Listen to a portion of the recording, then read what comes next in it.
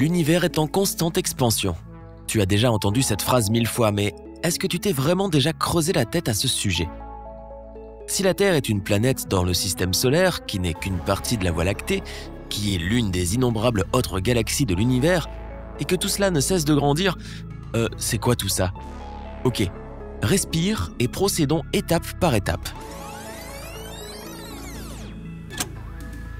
En fait, il se trouve qu'il y a beaucoup d'espace dans l'espace.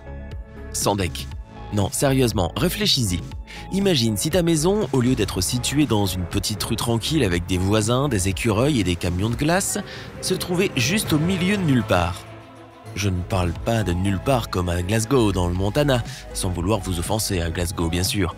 Je veux dire nulle part. Juste un énorme espace vide que tu ne peux pas parcourir à pied ou en voiture, ou même voir.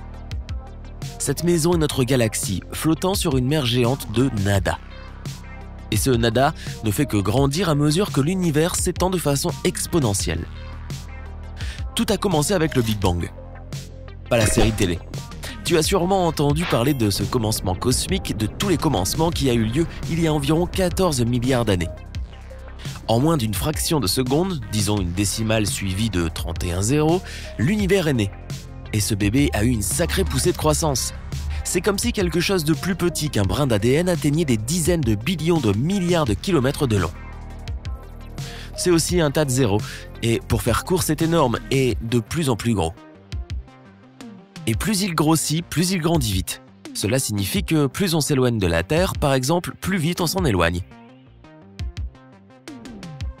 Waouh, l'espace-temps me fait mal au crâne. Alors réajustons le tout et focalisons-nous sur notre petit coin dans cet univers en pleine expansion. La Voie lactée fait partie d'un groupe de galaxies connu sous le nom de groupe local, notre sorte de voisinage cosmique. Le groupe local contient des tonnes de galaxies naines qui se promènent dans les couloirs des deux grands enfants du quartier, notre propre Voie lactée et sa sœur encore plus grande, la galaxie Andromède. Si tu te poses la question, une galaxie naine est une petite galaxie qui ne contient que quelques milliards d'étoiles. Oh, seulement quelques milliards. Comparons cela à notre propre galaxie en spirale, qui a quelque chose comme 200 à 400 milliards d'étoiles. Le groupe local n'est lui-même qu'un petit morceau d'un groupe encore plus grand de galaxies appelé le Superamas de Laniakea. Il compte plus de 100 000 galaxies, la nôtre n'en étant qu'une. Tu te sens petit? Attends, il y a mieux. Ça a l'air d'être un quartier un peu trop fréquenté pour moi. Mais souviens-toi de cette citation de l'année. Il y a beaucoup d'espace dans l'espace, donc ces objets sont à des millions d'années-lumière les uns des autres. Pourtant, ce n'est pas comme si toutes ces galaxies étaient réparties uniformément dans l'univers, comme un quartier de banlieue bien structuré. À côté de nous se trouve une région vaste et vide que les astronomes appellent à juste titre le vide local. C'est plutôt effrayant. Et c'est peut-être pour ça que notre Voie lactée s'éloigne de cette chose à 260 km par seconde. Eh oui, et ce vide mystérieux s'agrandit lui aussi. Comment le sait-on? Eh bien, en le mesurant bien sûr. La gravité rapproche les galaxies les unes des autres, de sorte que ces vides se dilatent à mesure que les objets s'en éloignent. La raison pour laquelle le vide local est si intéressant pour les scientifiques est que la matière qui compose la Voie lactée et tout le reste dans le groupe local vient probablement du vide lui-même. Les astrophysiciens espèrent que ces vides spatiaux pourront nous en dire plus sur l'énergie noire, mais j'y reviendrai un peu plus tard. Malheureusement, malgré cette mystérieuse maison vide située juste à côté de la nôtre, il a été difficile de l'étudier car nous n'avons pas une bonne visibilité. Ce vide est situé derrière la masse centrale de notre galaxie et ce n'est pas comme si on pouvait se dresser sur nos petits orteils pour essayer de jeter un coup d'œil à ce truc. Mais les scientifiques n'ont pas abandonné si facilement. C'est comme si tu avais des places vraiment pas terribles pour un match de foot. Les seuls billets que tu pouvais te permettre étaient ceux qui disaient « mauvaise visibilité ».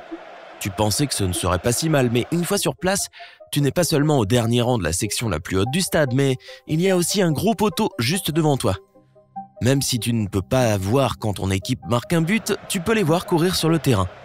En te basant sur la réaction des joueurs et de la foule qui, eux, peuvent voir ce qui se passe, tu peux déterminer quand ils marquent. Bien sûr, ce n'est pas aussi cool que d'en être témoin par soi-même, mais c'est mieux que rien.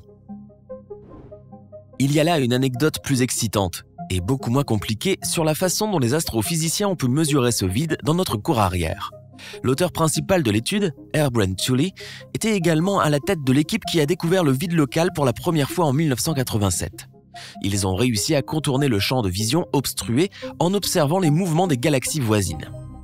Grâce aux informations qu'ils ont recueillies en observant et en mesurant ce qu'ils pouvaient voir et ce qu'ils ont pu déduire, ils ont réussi à créer des cartes 3D de notre coin de l'univers. Cette carte cosmographique met en évidence la frontière entre la collecte de matière, qui, comme je l'ai mentionné précédemment, se produit du fait de la gravité, et l'absence totale de matière qui constitue la limite du vide local.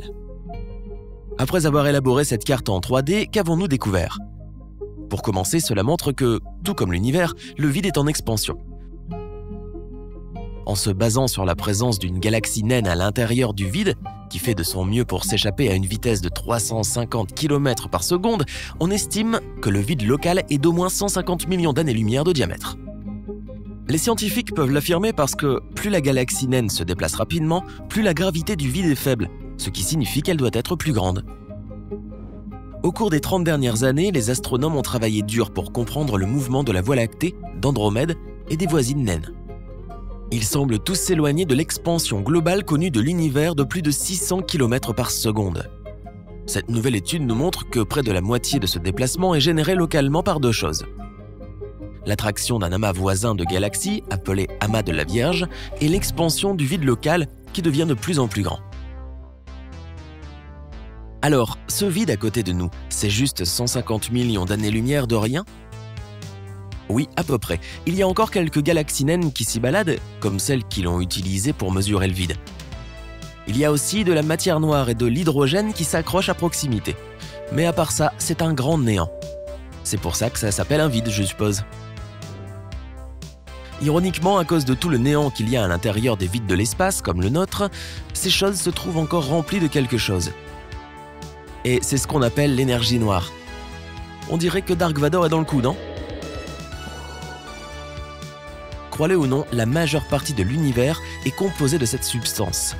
Alors, qu'est-ce que c'est ? L'énergie noire est en fait le nom donné à l'expansion accélérée de l'univers et à ce qui peut en être la cause. Tu saisis ? Eh bien moi non plus, et les scientifiques ne sont pas sûrs de ce que c'est. Mais la meilleure supposition est que ça a quelque chose à voir avec le vide de l'espace-temps. Et là où se trouvent ces vides, il y a ce truc appelé énergie noire. Même si son nom fait plutôt peur, l'énergie noire n'est pas très puissante. Par conséquent, elle est facilement cachée par la présence de quelque chose. Rayonnement, matière, le short de sport que tu as lancé sans faire gaffe vers le panier à linge mais qui a atterri par terre à côté. Ok, peut-être pas celui-là. On ne peut pas connaître l'énergie noire ou la matière parce que notre environnement est plein de matière normale. Tout ce qui te compose, toi, moi et tout ce qui nous entoure. Mais quand il s'agit de vides, comme celui d'à côté de notre galaxie, ils sont vraiment vides au point où rien ne peut rivaliser avec l'énergie noire. Voilà pourquoi l'énergie noire est libre de faire ce qu'elle veut et de s'étendre encore et encore. L'expansion de l'univers se produit surtout à l'intérieur de ces vides, et à mesure qu'ils s'étendent sur leur environnement, ils éloignent d'autres galaxies. Je suppose que si on veut aller voir notre voisin Andromède pour lui rendre la tondeuse à gazon qu'on a empruntée, on devrait partir tout de suite. Sinon, ça pourrait prendre encore 1 milliard d'années de plus. Et toi alors, à quoi tu penses quand tu regardes le ciel étoilé ? Dis-le-moi dans les commentaires. Si tu as appris quelque chose de nouveau aujourd'hui, alors aime cette vidéo et partage-la avec un ami. Mais ne disparais pas dans le vide tout de suite, nous avons plus de 2000 vidéos sympas pour toi. Tout ce que tu as à faire, c'est de choisir la vidéo à gauche ou à droite, de cliquer dessus et de profiter. Reste du côté sympa de la vie.